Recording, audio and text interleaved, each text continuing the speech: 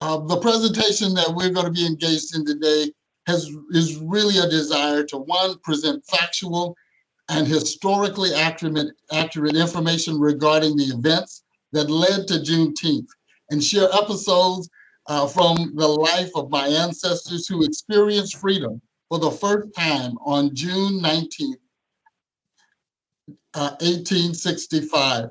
And I'll weave in how Texans have over the decades celebrated the holiday, and conclude with some essential Texas Juneteenth celebration. It's amazing that by the time we complete our time together, that Juneteenth will be a national holiday. What an honor for me to be able to talk with you all today. And so now let's get started.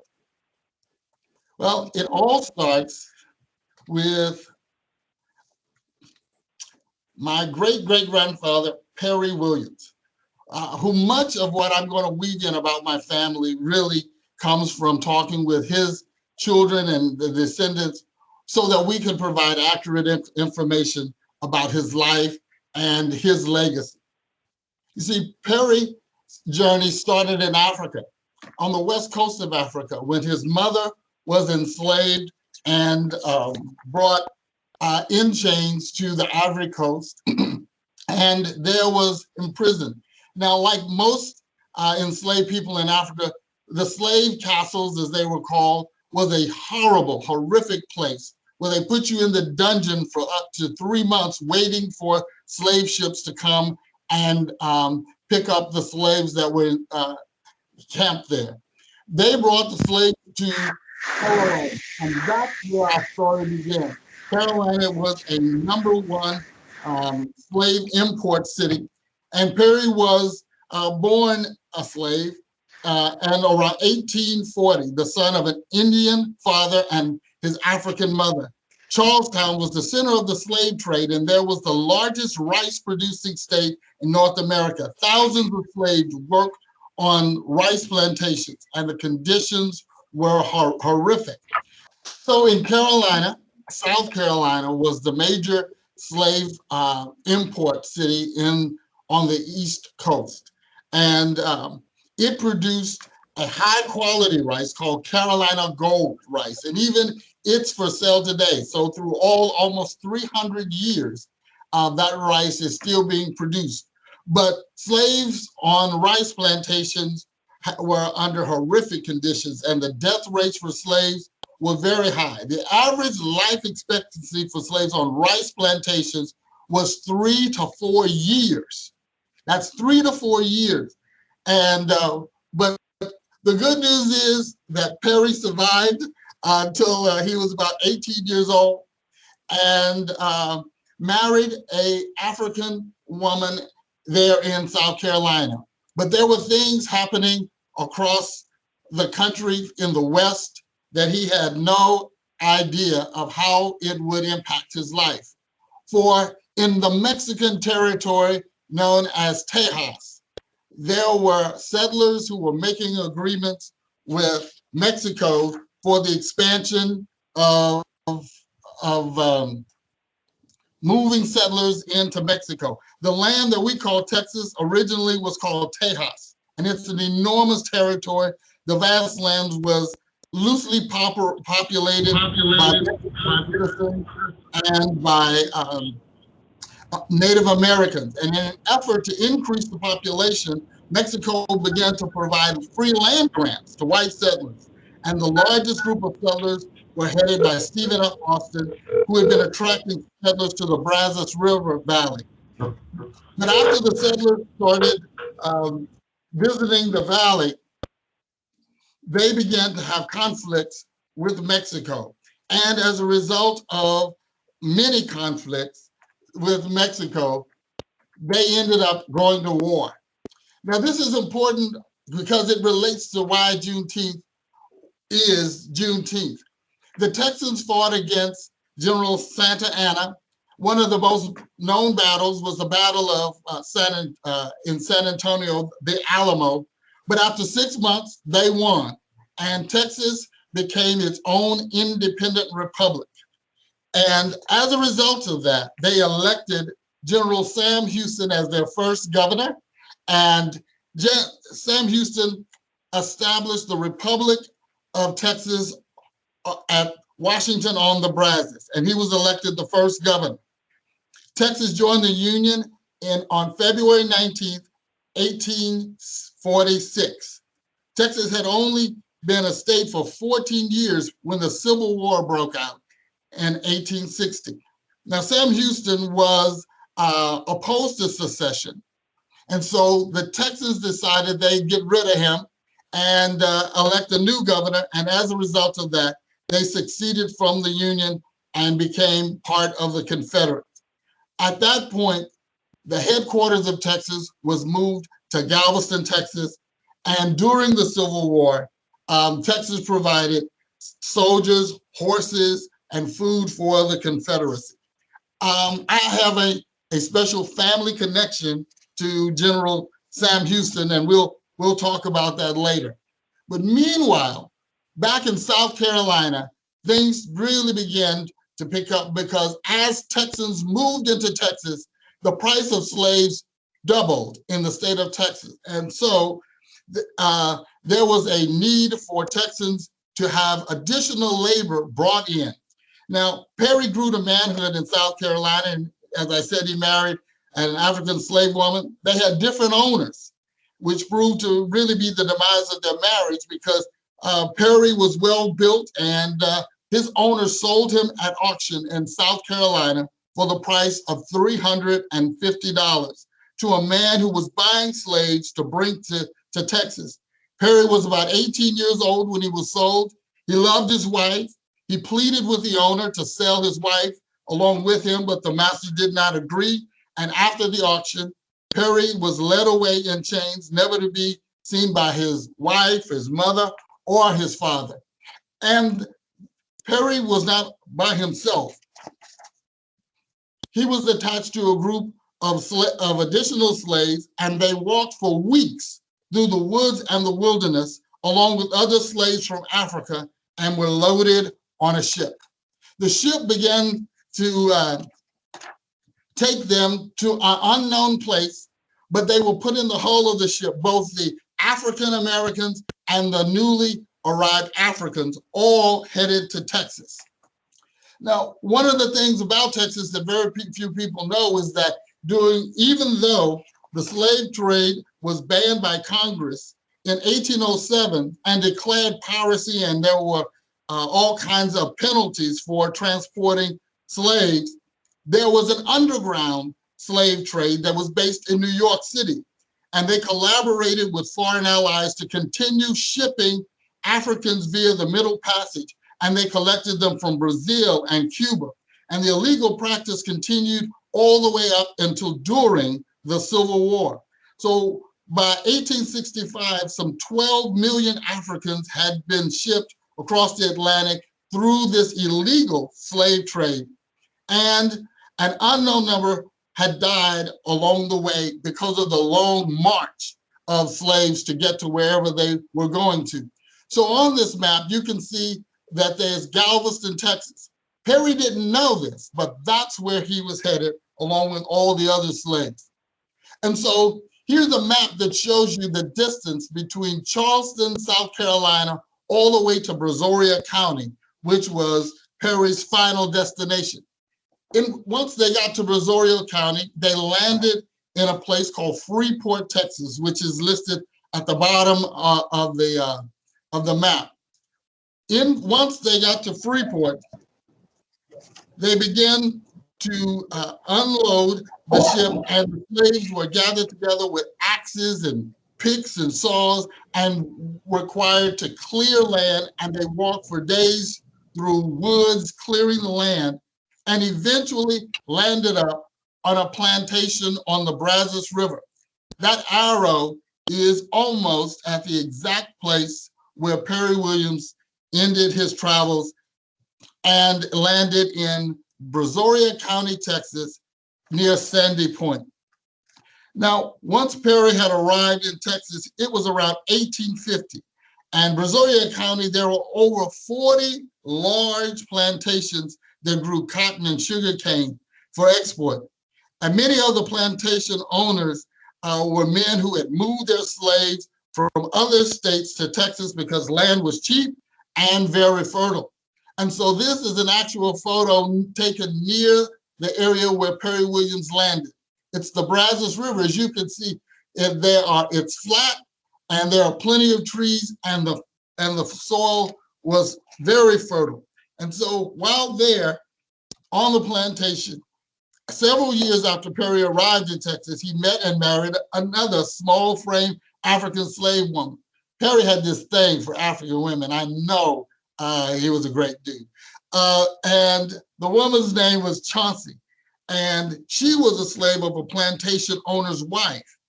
And many times when a white woman of status married, her father would give her a slave to take to serve her at a new home. Chauncey's owner's maiden name was Williams. And Perry and Chauncey had a traditional slave wedding in which they jumped over the broom. But although they were married, they still were viewed as property of their owners and under the total control of their owners, who did not respect marriage among slaves. The Civil War began on April 12, 1861, and the world, as everyone knew it, changed.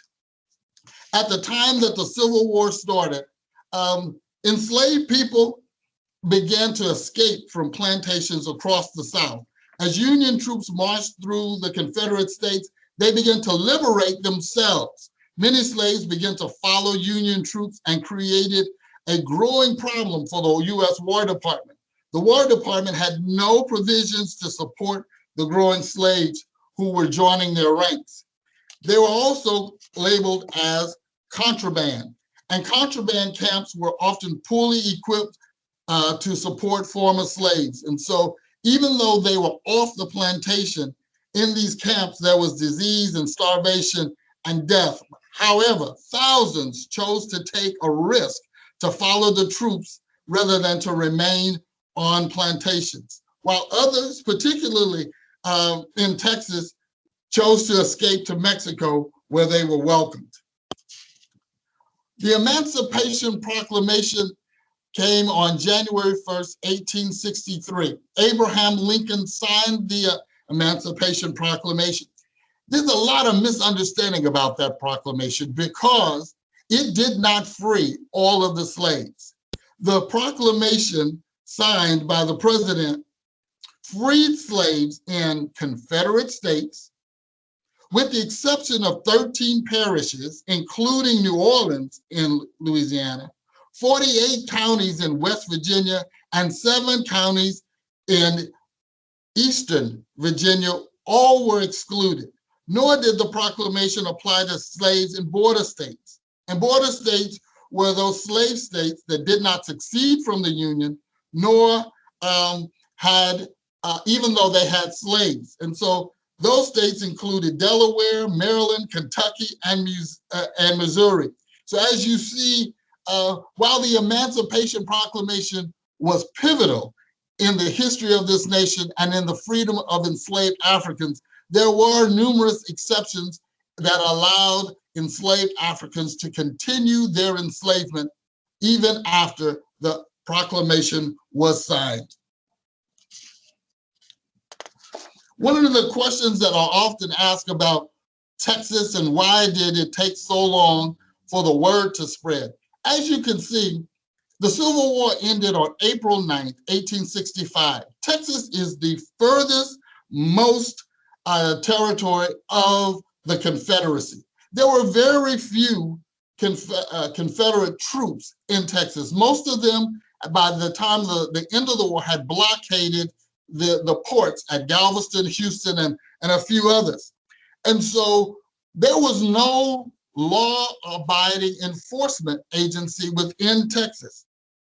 And even as the war was concluding, during the war, white planters forcibly moved tens of thousands of slaves to Texas, hoping to keep them in bondage away from the U.S. Army. Even after Lee surrendered, Confederate Texans dreamed of sustaining the rebel cause.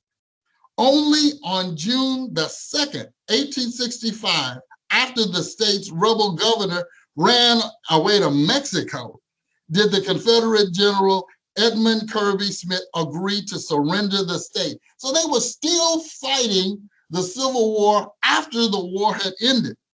And the chaos that ensued because there was total lawlessness in Texas. In the chaos, many African Americans decided to strike and no longer work. And that was an unsettling time for everyone in Texas. But the Texans, both the planters and the ranchers, outnumbered the enslaved people in Texas 2-1. And those planters were insistent that the slaves remain in the fields and conduct the work as though the war had never ended. That's why on June 19th, 1865, 2,000 troops landed in Galveston, and they were led by Union Major General Gordon Granger, and the purpose of his arrival was to institute law in Texas and take possession of the Texas Department and enforce the emancipation of its slaves. Now, the men marched through Galveston reading General Order Number 3, and the first stop was Ashton Villa. Ashton Villa was the headquarters of the Army of the Confederate States of America. I shared that when Texas seceded from the Union, they established Galveston as their headquarters. And so not only did they start there, but after there, they continued to march to the Custom House, the courthouse, and their final stop was a Black church on Broadway that was named Reedy Chapel AME Church, and the order informed that all Texans, in accordance with the proclamation, are free. Now, the order was called General Orders Number 3, and it was an interesting order.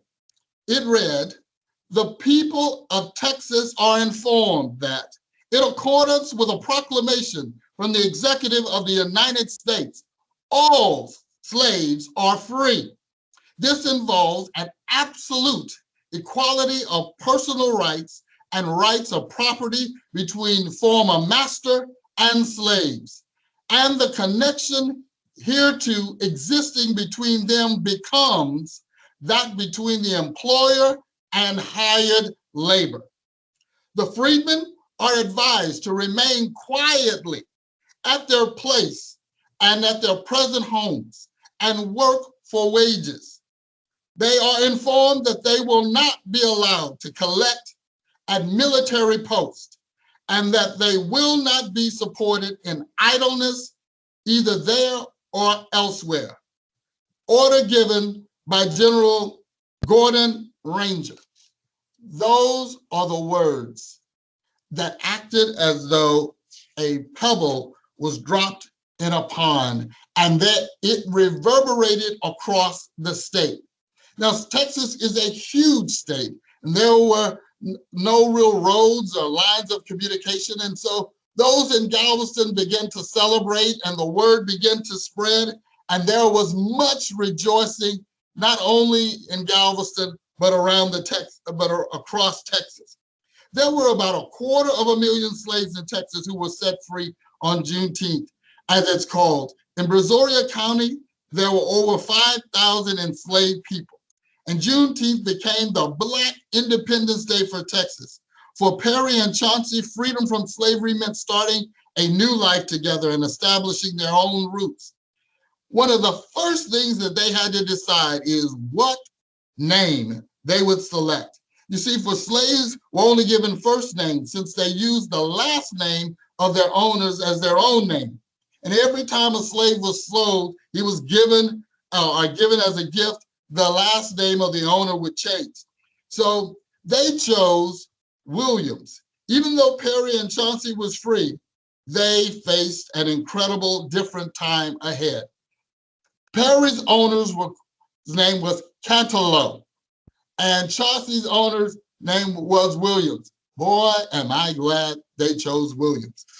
But just as a point, most African Americans in the United States, last names are remnants of enslavement by their slave masters.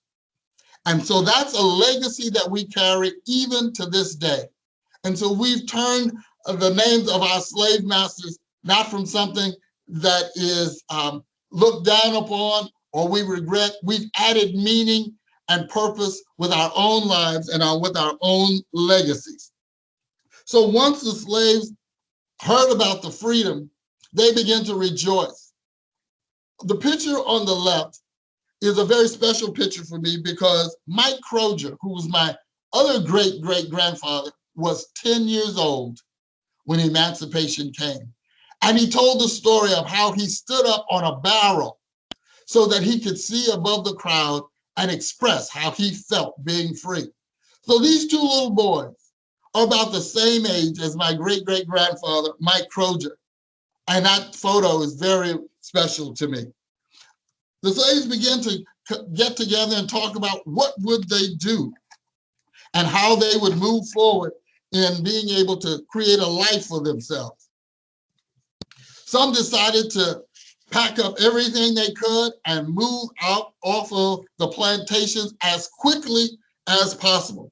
You see, because after Gordon Granger pronounced the news of the emancipation, the Army had to enforce it. Within weeks, 50,000 U.S. troops flooded into Texas, and the purpose of these troops was to enforce freedom for slaves because the planters did not want to give up their slaves. And so they consisted in doing things that would hinder slaves from leaving the plantation. And this was a very hard time for free Americans because if they left, oftentimes they could be killed. And so they had to decide, do we stay or do we go? Many left, but others stayed and agreed to be sharecroppers. Now, the life of Black sharecroppers was really very difficult. For former slaves, masters were still in control of their former slaves, and unjust rules were created to ensure that the newly freed slaves would be perpetually in debt to the landowner. And if sharecroppers left the plantation without paying their debts, they could be tracked down and put to death. Even though things were still tough and Texans were beginning to understand what freedom meant in Texas, 7 years after being freed in 1872, Richard Allen and Richard Block together bought 10 acres of land in Houston and established Emancipation Park. So this park was established for the express use of celebrating Juneteenth in Houston. It's the oldest park in Houston and the oldest park in Texas. And during the Jim Crow era, it was the only park where African Americans could gather and celebrate. And Perry and Chauncey were starting their new life in the 1800s as sharecroppers. And their goal was really to start a family. In about the 1800s, that's what they began to do. And so Perry had 4 sons and 1 daughter, and they all were together sharecropping. So this is our family tree that began with Perry and Chauncey Williams. Their first son, Sturks, was named after the ship that Perry Williams was brought to Freeport on. That trip on that ship left such a lasting impression on him that was the name he chose for his first son. Then there was Baptist and Thomas, David, and his only daughter, Lucinda. And I am a descendant of David and have all heard many stories from all of our relatives, from all of Perry and Chauncey Williams' children. But as the family was growing, so was the spreading of the Juneteenth celebrations throughout the 1880s and the 1890s. Charlie Brown not the cartoon character, was born in Virginia in the 1820s. And he came to Brazoria County, bought 900 acres of land that was covered in cedar trees, and became very wealthy. He established the first Juneteenth celebration in West Columbia, Texas. And by the time he died in 1920, he was Texas' first Black millionaire. He was Texas' first Black millionaire from selling all of the cedar wood that was on his property to furniture manufacturers all over the United States. And despite the work that Perry and his family was doing, it was still a real challenge to be a sharecropper. During the summer of 1899, there was a torrential rain along the Brazos River, where Perry and his family were located. It was the worst flood along the Brazos River in the history of the state. 12,000 miles of farmland was underwater for weeks, and it took months for the soil to dry out so that the crops could be replanted. Thousands of farmers lost their crops, their livestock. One report said it looked like half of the state of Texas was underwater. Well, but the celebrations continued, and the next year in 1900, in Austin, Texas, they were celebrating Juneteenth. 1900 was a very critical year. It was the turn of the century, but it was also the year that the largest hurricane to ever hit the Gulf Coast landed in Galveston. The massive hurricane hit the Gulf Coast, and it came through Galveston up the Brazos River Valley and created total devastation. On September the 18th, 1900, thousands perished in the Texas cyclone. It devastated Galveston, and the storm blew right across the land where Perry and his family were sharecroppers. But the celebrations continued. And here's a photo from a Juneteenth celebration in 1905 in Alexandria, Virginia. And so Texas was not the only place where people began to celebrate Juneteenth. As people left Texas and moved across the country and around the world, they took the celebration with them. Perry, all of his life, had dreamed of owning land on the Brazos River. And around 1907, at the age of 67, Perry's dream of owning land came true, and he signed a contract to buy 200 acres of prime farmland on the banks of the Brazos River in Rochelle, in Texas.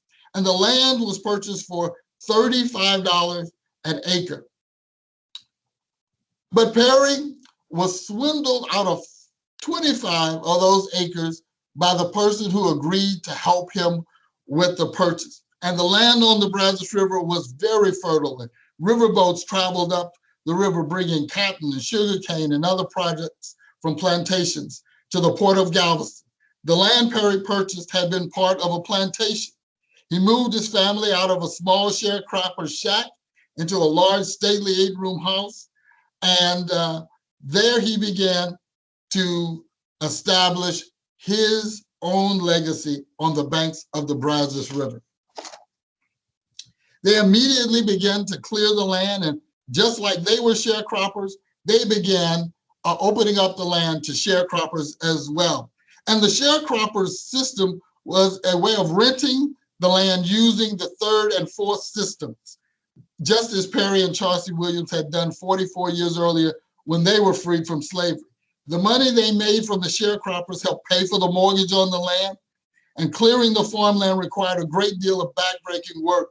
For an old man and his family, it was a hard time for them, but they were committed, and they had cows and horses and mules and chickens and hogs, and they planted fruit trees, and there was blackberries and wild grapes were plentiful. It was a place where they felt they could establish themselves and a great place to establish their kids. And then they began to celebrate Juneteenth on the river, as it was called. And then when I grew up, that's what we called it. We didn't call it going to Rochelle, Texas. We're going to the river. And that's where all of our relatives were located. They began celebrating when Perry Williams' sons, from the left to right, is Sturks, Thomas, and David. David is my great-grandfather. And to the right are their wives. Mariah, Florence, and Lucinda was Sturks' daughter. Mariah is my great-grandmother, and it is her stories sitting on the porch in her house that really informed my knowledge and created a desire to know more. It was her father who was 10 years old when he stood on the barrel to express himself. So Juneteenth for Black Texans was Independence Day. The 4th of July was not celebrated. And David and Thomas would ride into town on wagons and bring back blocks of ice, and Florence and Mariah would bake cakes and peach cobblers and sweet potato pies. There was plenty of barbecue and all the trimmings, and the kids would take turns cranking ice cream on the ice cream maker. And after the food was out, the boys would go out to the watermelon patch and bring in watermelons. And after the watermelon was gone, it was time for baseball. It was a time of celebration on the river. Not only were they celebrating Juneteenth on the river, but also celebrating Juneteenth in Fort Worth, Texas. Here's a flyer stating the Juneteenth special celebration activities from 1919. Here's Mariah and Dave standing in front of their 4-room house, not 4-bedroom, their 4-room house. And the little guy sitting on the porch in the rocking chair, that was my great-grandmother's throne. And that's where she would sit and have me listen to all the stories of her life. And it was a joy and a privilege to do so. They had 4 children. David and Mariah had 4 children named George, Lottie, Lucinda, and Levi. I am a descendant of Levi. He was my grandfather. And here's a picture from 1935. My grandfather is seated on the far right. Behind him on this school picture is the woman who would become his wife, Justina Davis.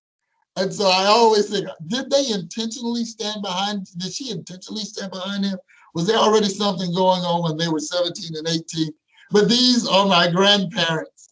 And education was important to the Williams family. And here is the actual elementary school certificate of completion for my grandmother, Justina Davis. It's listed as completed in 1935. That means she was 17 years old when she graduated from elementary school. During that time, most kids could not go to school on a regular basis, and it was sporadic during planting seasons. And to be able to even get an elementary school education was a valued prized possession. And so I always wondered why she had such a strong emphasis on education. And this is why. You know, not only were celebrations happening in Dallas and Fort Worth, but also during the Great Depression, a lot of the Black people left the rural areas and migrated to the cities. And one of the largest Juneteenth celebrations happened in 1936 at the Texas State Fair. And that's where they began to have the celebrations. And so Antonio Marco Smith, who was head of the Dallas Negro Chamber of Commerce, created the exhibit of the African American life and culture of Texas for the celebration of the Texas Centennial at Dallas Fairgrounds. And over 150,000 Black people came to celebrate Juneteenth. Here are my grandmother and grandfather out. As you can see, the trees that are in the back of those are pecan trees. And so throughout their property, all 200 acres was dotted with large pecan trees. They started a family as well on the Brazos and had 2 kids. And one of those kids was Levi Williams Jr., and the other was Ernestine Williams. They encouraged them to get an education and to go to college. And that's what they did. They both attended Prairie View A&M University. Ernestine became a teacher, and her brother, Levi Williams Jr., not only became a teacher, but became my dad. While he was at Prairie View, he met this pretty young lady from Austin, Texas, and they started talking and things kind of developed. Robbie Evans is pictured here as she was 12 years old with her mother and father and two brothers. Her father was a Baptist minister and they lived in Austin, Texas. Her mother was a descendant of enslaved people from Sam Houston. And I shared that we had the Sam Houston connection. But the 60s was a time of a lot of change. And while my parents were at Prairie View, the nation was changing. And the civil rights era was emerging. And Juneteenth played a role in the civil rights era as well. One of the things that I found when I was going through our documents was this commencement exercise program. One of the members of our family had graduated from the Emma Hughes Business College in Houston, Texas. What's unique about this program is it's Sunday, May 17th, 1964.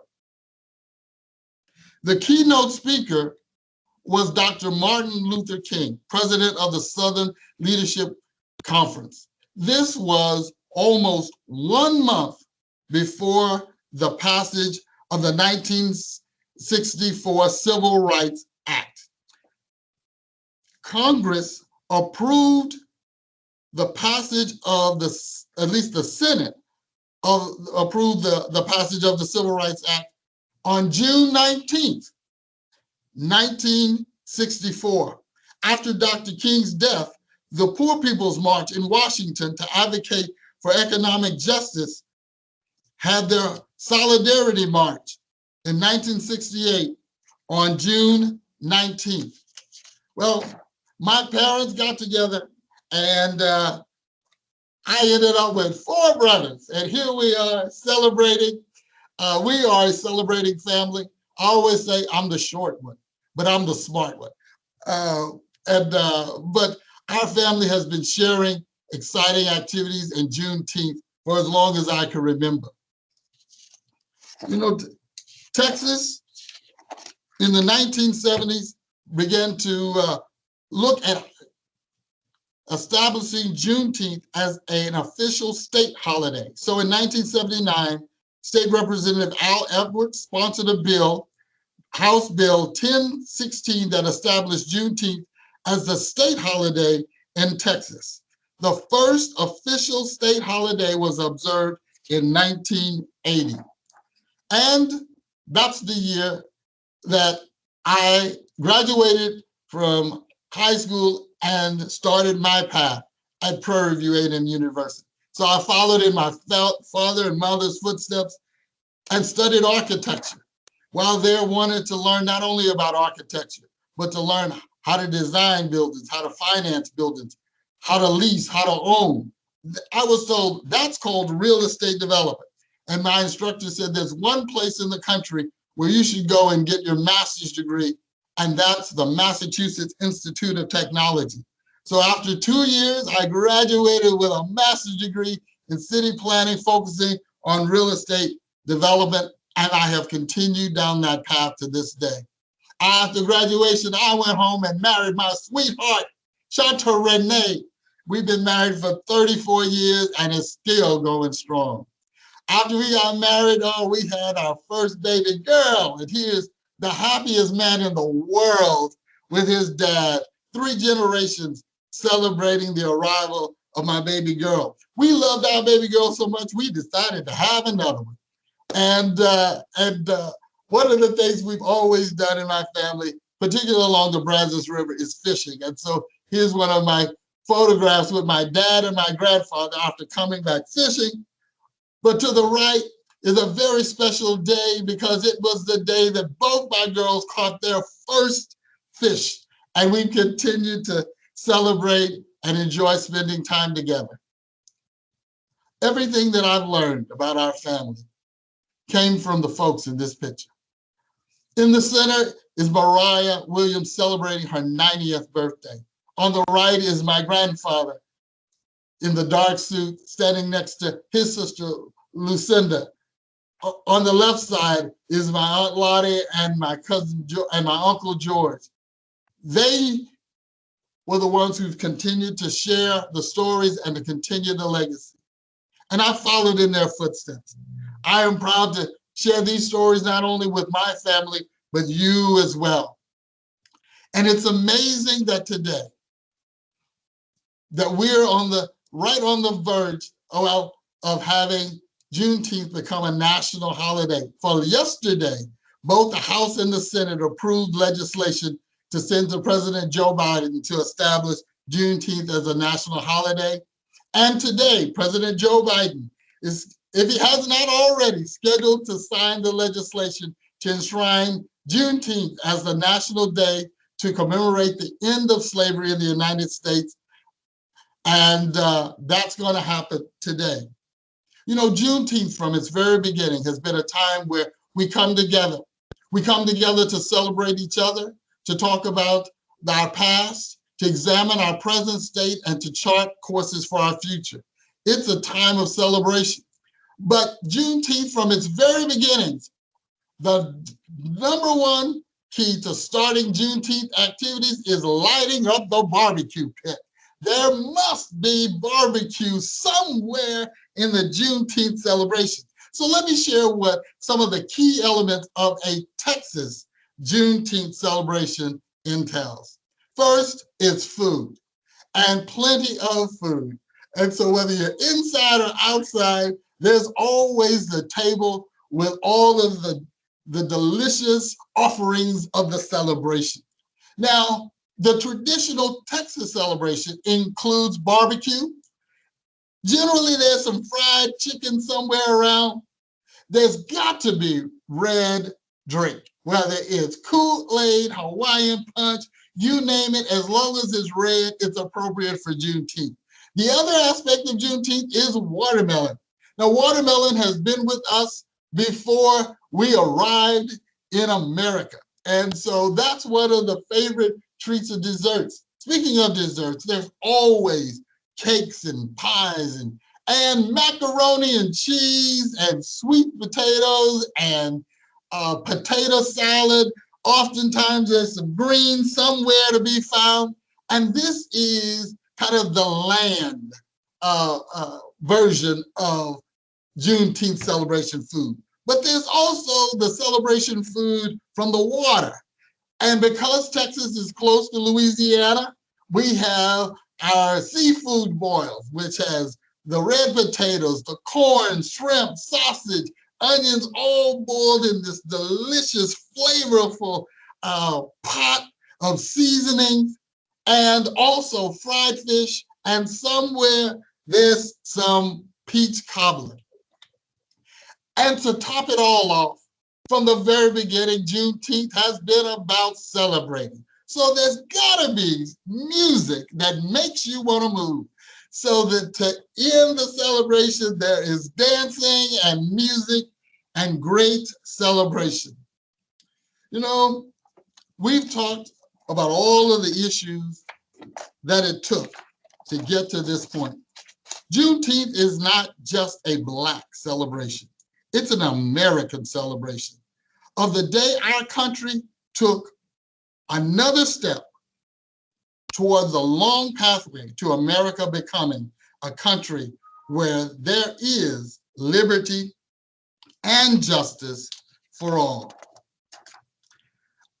You know, when I think about Perry and Chauncey Williams and all that they went through, they had no idea that years later, their ancestors would be able to be living out their dreams.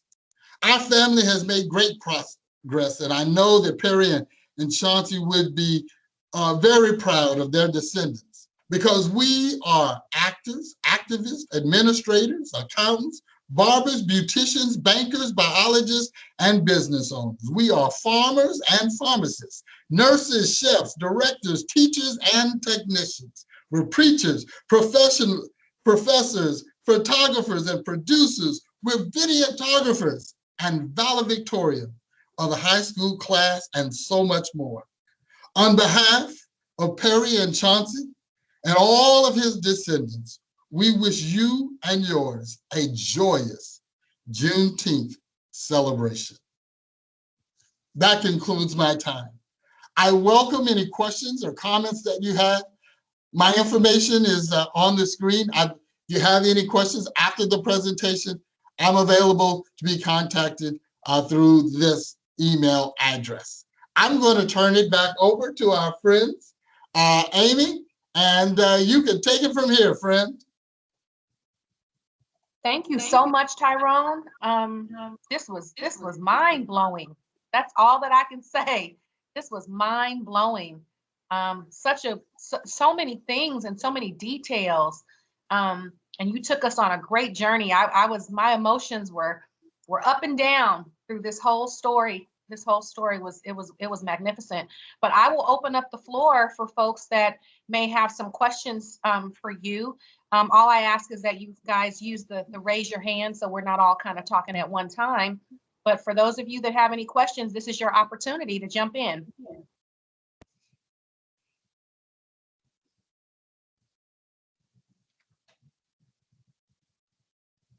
I see Lorraine, please.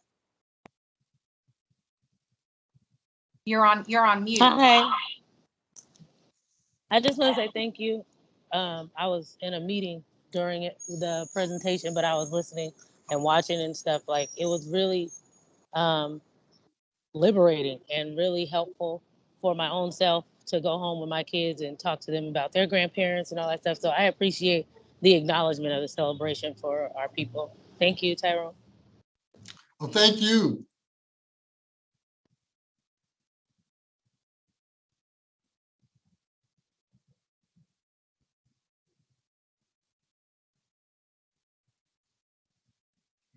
Do we have any other questions? I'm going to check the chat box really quick to see if there's any questions in the chat box. Tyrone, if you can put your contact information back up on the screen really quick, just for those that may have a last thought or a last comment and they want to reach out to you, they'll have your contact information. There's a hand up for Mosley is the last one. Okay, cool. You have the floor, Mosley. Hello, Tyrone. Algie Mosley. Hello, Algie. Loved your story. I hear so much of that story in my story. I come from the backwoods of Mississippi. Born there in 1961. We didn't have running water or electricity. And so I grew up hearing a lot of the similar stories. My great-great-grandfather actually ended up having 24 kids to assist on the field.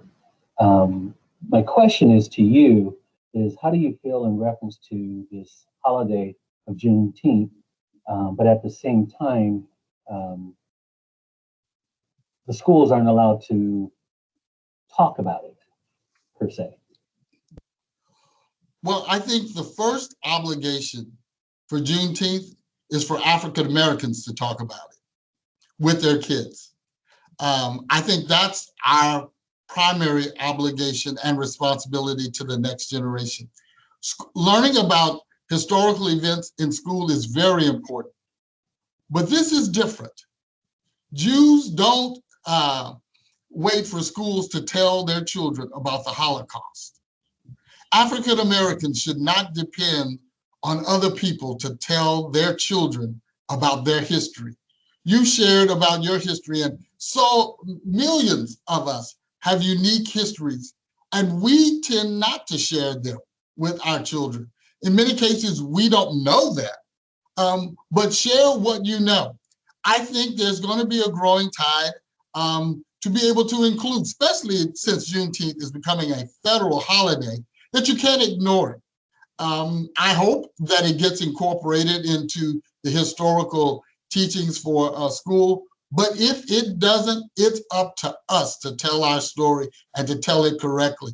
So I'm optimistic, but I'm not depending on them. My responsibility is to my children and my descendants, and that's kind of how I'm approaching it. I'm not discounting, what others need to do, but I'm taking responsibility for what I need to do. And I know you'll be, I know you are a share of stories as well. So I know you get it. Yes, sir. Thank you so much. Well said. You're welcome. Amy, I see a couple of questions in the chat. Thank you, Tyrone, so much. This is AJ, but there are a couple of questions in the chat that I don't want to miss out on. We have one from Michael McRae. Wonderful family story. What single thing do you think most contributed to your family heritage or success? Well, I think I know you said one thing, but I think it's two. One is faith and determination. That's the dynamic duo. If you have faith, you believe that nothing is impossible. And then if you're committed to it, then you don't give up. Perry Williams was 67 years old before he achieved his dream of owning land. He could have easily given up, but he never did. And so I think those two things are absolutely key for our family and so many others like ours. That's so true. Thank you for that. There's another question, Tyrone. It's from Brittany Woodard. I noticed you used enslaved during the presentation versus slaves.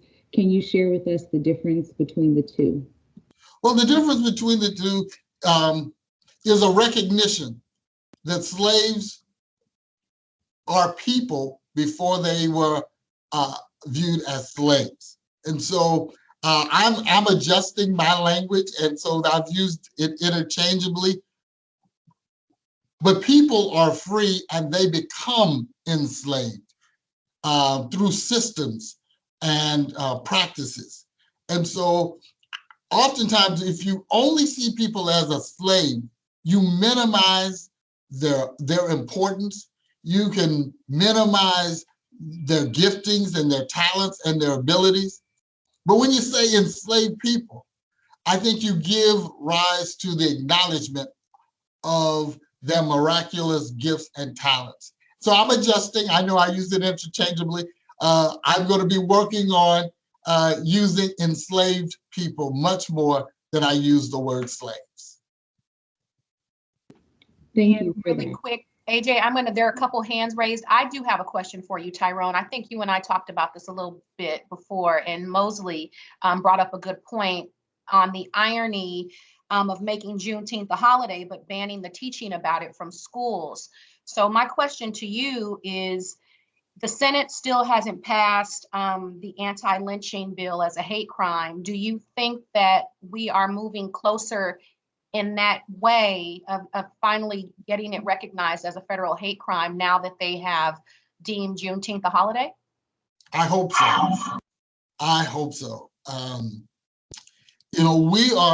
We are in a very, very divided country at this point, and finding common ground on anything is a Herculean effort. The fact that today both the Senate and the House have found common ground on this national holiday, I am optimistic and hopeful that this will hopefully ignite an even greater conversation about the need to move past the celebration and move into the legislation related to the hate crimes anti-lynching bill. So I'm optimistic, but it will take work. Thank you so much. And I think we've got a question in the audience from Sabrina Hudson. Hi, yes, I didn't have a question. I just actually had a comment. I wanted to thank AJ for that question and Tyrone for his response. I think it's very important that people understand the difference between a slave and the enslaved, because we were not born slaves. We were made into slaves. And moving forward, I think it's important for people to recognize that and to pass that knowledge on to the future generations. And that was it. All right, well, thank you. You're welcome. We have another question from Vince Pearson. Vince, you've got the floor. Can you hear me? Yes. Yeah. Tyrone, just a simply awesome presentation, man. Tapestry of your life and your family legacy is I could watch it again and again. It was great, Tyrone. Just like to get your feel a little bit with us moving toward the federal holiday. Have you given any thought to how you would like us to see us spend that day as we move forward with a holiday? Any type of action that all Americans can take if we move forward on a federal holiday of Juneteenth, so it doesn't become, the Juneteenth sale at Walmart and the Juneteenth sale at Target. I mean, what thoughts? Oh, yes, man. The day of First action of all, you do on Juneteenth. Yeah. First of all, thank you, but you are so on point. Juneteenth, that part of my presentation, and the reason that I went particularly at the end about the traditional Texas Juneteenth celebration is to really highlight the elements. And I started off with it is about talking about our past. So it's about sharing the past, looking at where we are at the present, but also charting our course for the future. And I think that regardless of what your ethnic background is, Juneteenth should be a time where people come together to remember and to move forward and chart a course. I would hate for Juneteenth to see an advertisement to go buy a mattress on Juneteenth, or a sheet and pillowcase sale on Juneteenth, or come out and buy the latest model of Toyota car on Juneteenth. This is too important to allow ourselves to deteriorate to that level for economic benefit. And I agree. I think we have to be deliberate in how we, as African Americans, really conduct ourselves in celebrating and really create the model for the rest of the country to follow, to avoid deteriorating into what we've seen other holidays become from an economic situation. Agree you 100%. Thank you for that, sir. Thank you. We've got a question from Connie Hurdle. Sorry, mine is more of a comment. Being here, your story kind of resonated with mine. Great grandparents, 5 siblings were enslaved, and they were out county. Do a celebration every odd year. We do a family reunion together. And in 2015, we were able to go back to Sacramento County and visit the plantation where my great-grandfather's siblings were enslaved. We were also able to locate the cemetery where a lot of his relatives or the slaves were buried. We were able to find his grave marker. So knowing hearing your story, knowing the stories that we sit down and learn from my elders, is so important to know where you come from, where your people come from, who you are, to just make that connection as a family. And it just really brought home the fact that we all just sit down and learn about where you come, your people come from. Just learn that history so that you know and continue to pass it along. Well, thank you. And I also want to address, because I totally agree with you, but there are a lot of African Americans who don't have the benefit of sitting at the feet of their great-great-grandparents to hear these stories. And so I would say, even if you don't know, you can't trace your roots back to, wherever and whenever, make an effort to just know history in general. That's why I shared many of the historical aspects of how Juneteenth came about and what happened after the establishment of Juneteenth as a celebration. Because regardless of whether you know your great-great-great-grandfather or mother, just learn about the struggles and the history of African Americans enslaved in America. But it doesn't stop there. We've done some phenomenal things. That's why I was so happy to talk about Charlie Brown, who was the first Black millionaire. When he bought those 900 acres, people ridiculed him because they thought that cedar trees were worthless. But he knew that furniture makers wanted cedar because that was a highly prized type of wood to make furniture out of. And so when he began to cut down those trees and ship them down the Brazos River, he didn't listen to the naysayers. And then, Marco Antonio in Dallas, establishing, the whole event that brought thousands of people together.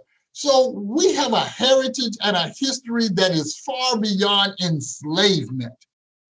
Our minds were free, and we used them in every instance that we could, and we still need to use them at every instance. What I found was that a lot of those people who, after freedom came, that got wealth, they had a mindset to help others. They bought land and donated it to schools and to churches. They led the civil rights movement. They were actively engaged. And I challenge us as African Americans to be actively engaged, that the liberties and the resources and the opportunities that we have, they're not just ours alone. They are for the lifting up of all those who we come in contact with. And that was modeled through a lot of the lives of the folks who came before us. Well said. AJ, I think we do have a couple more questions in the chat box.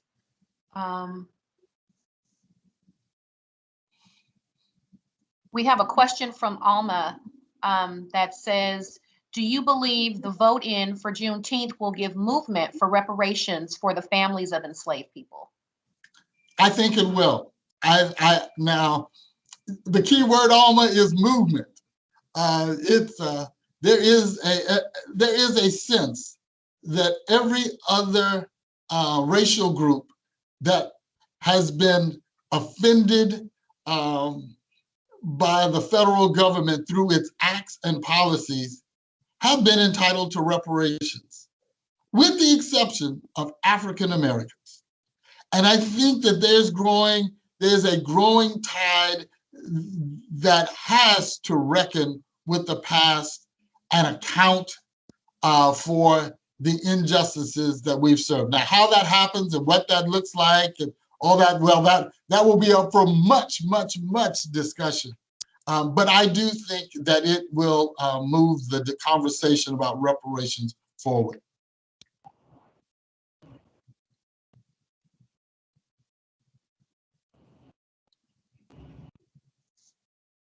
Well, if there are no more questions. I think we do have one more question from, you got it, AJ, you can take it. Yeah, the question is from the chat. What would be your message of wisdom for this and future generations? Know that greatness is within you no matter what. Don't depend for other people to convince you of your greatness. Be convinced yourself, and you'll never be subject to the opinions of other people. And when you know your greatness, follow that. Wherever that leads you, wherever your passion, your purpose, your calling, it will unfold before your eyes as you take steps of faith every single day on your way to your divine destiny. That's what I have to share. Thank you for that, Tyrone. Thank you so much for that last sentiment and for this amazingly rich and beautiful presentation that you put on. Thank you for sharing your family history with us to educate us and for the purpose of allowing us to better be informed as we go on to celebrate Juneteenth in a couple of days. So thank you so much. And I'll go ahead and turn it back over to Amy.